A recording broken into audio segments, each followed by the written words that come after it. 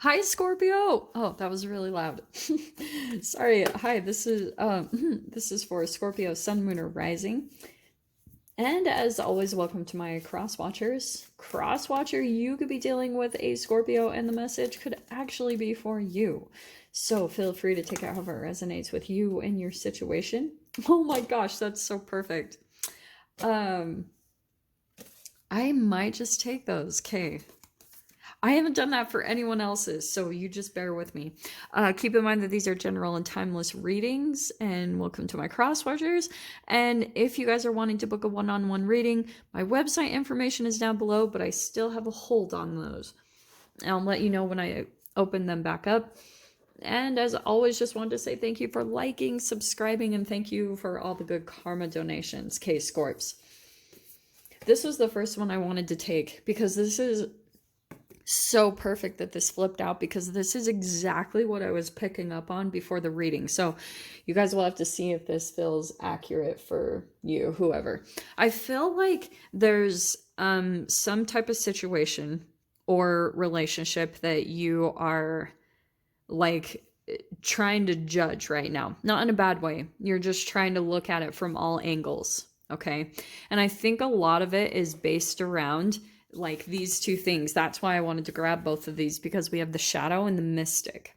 I think that's you, Scorpio. Like, you are very mystic, and so what you're doing is you're trying to integrate all of the shadow work that you've done over the past. So you're taking everything that you've learned on your own personal journey and through your insights, and so now you're taking all of that to judge like a particular relationship that you're dealing with, or a specific person.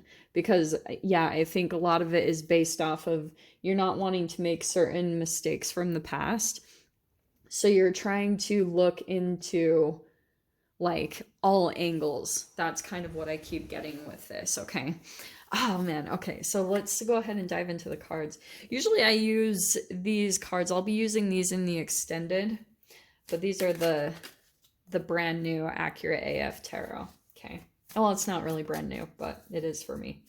Okay, so let's see what wants to come out about this situation, whatever you're dealing with, Scorpio. Okay, let's dive in from there. And I'm going to take this one first, but these jumped out as well, just so you know.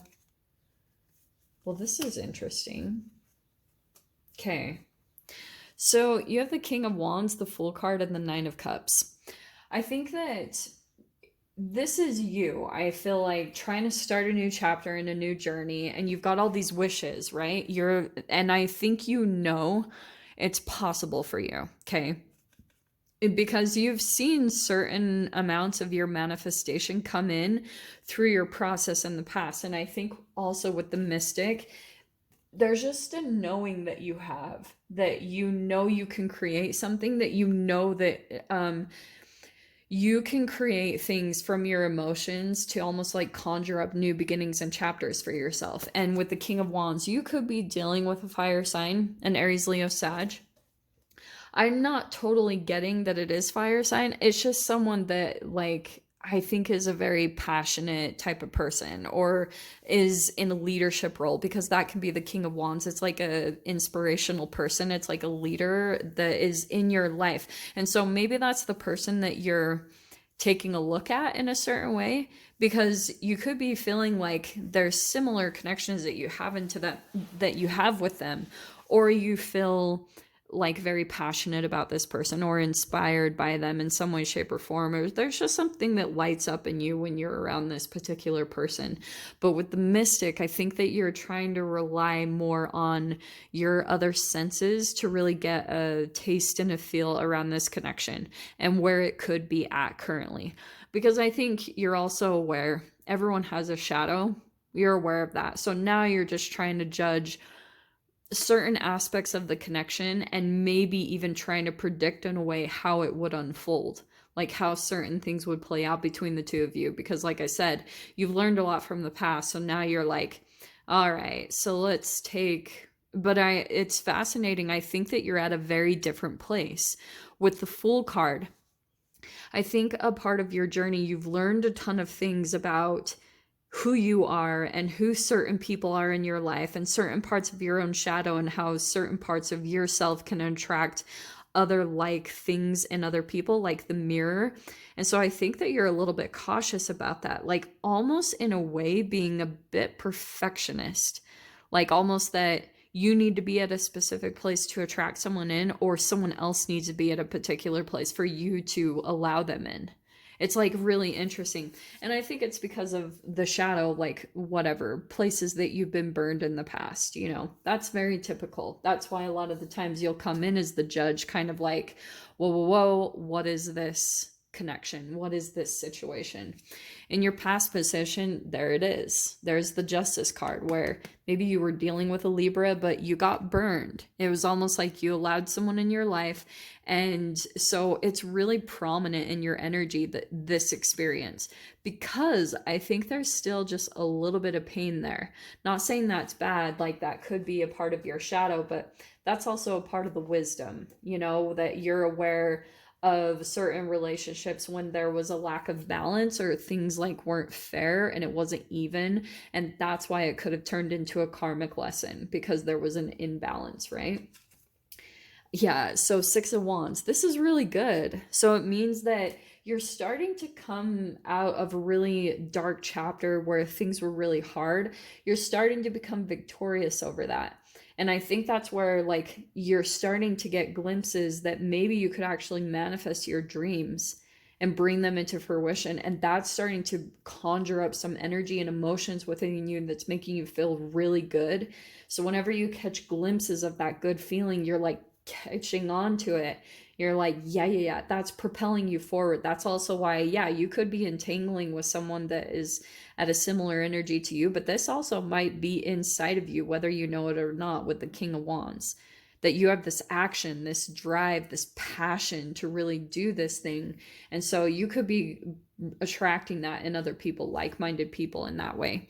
In your fear position is the Nine of Wands. Again, I keep getting this whole like getting burned energy inside of you, because the Nine of Wands, I think that there was something that burned you and you kind of gave up on it, and there was a lot of heaviness to it, because I think that you had like thought like this was someone that you could rely on, or this was someone that you could trust, and it didn't end up the way that you were expecting. So now I just get there's just a little bit of cautiousness, you know. And that's why, look at again the Devil card. This does get you, it's a bit of a pattern, because I think that oh, this is fascinating. I think that when you get into specific relationships, there's connections. Like there's a depth there for sure. Okay. Because Nine of Cups, it means you come across certain connections. And when there's a certain level of depth or like comfortability to the connection, you start putting a bit of your emotional weight into it, like, or trust, or like, or that this is your wishful fulfillment.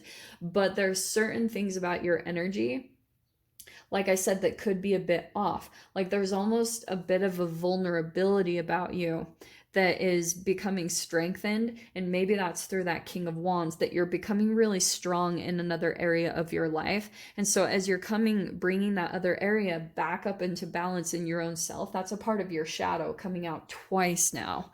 So as that's coming into balance and alchemizing and raising up to the other levels of yourself that is very deep, is very mature, is very emotional, very powerful and victorious about manifesting what you want, and especially your high intuitive abilities. They're all on point, but there's almost like another part of your life that's a little bit in your blinders that isn't quite up to balance. So what it does is, in your 3D reality, someone will come in and mirror that and possibly take advantage. And so now that's becoming more in your awareness so that you can bring it up to the rest of the level of yourself. Does that all make sense?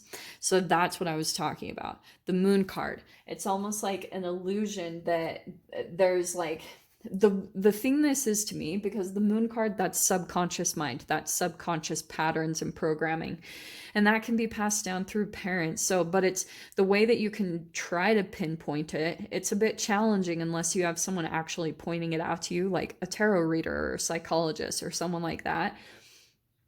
But it's any type of negative feeling that you have towards yourself, or something where you get obsessed about a particular negative thought process, or, you know, thing like that. It burns you out energetically. And then when you get burnt out, then you start feeling like it's hard for you to actually have the motivation and the energy to actually do the things towards your wish fulfillment. And then you get into certain situations or environments that cause you to feel like, again, this burnt out feeling where you just want to rest, and then people come in and take advantage. It is literally like that. It's not enjoyable at all, but I've seen that enough times that that is what happens. Like, the weak always get preyed upon because that's the shadow part that has to come up and be alchemized. The final card in the position, wow, is the King of Cups. This is really amazing. So to me, it does say to me, you could be connecting with another water sign, a Pisces, Cancer, Scorpio. But to me, that's your emotions coming up. And I think it's through this process, because once you step in the direction of this thing that you're wanting to go towards anyway, and you bring it, like I said, up to level with the rest of the part of yourself, you're going to have this emotional fulfillment that comes in, and you're very mature in that energy, which means that you're probably going to be attracting someone at that similar wavelength. So I'm going to dive into the details of this and see whatever else wants to come out. So Scorps, if you want to join me over there, feel free. Go down below, click on the Vimeo link, and I'll see you over there. But Scorpio, if this is where we leave things, I'm sending you guys so much love, wishing you all the very best, and I'll see you in your next reading. Take care.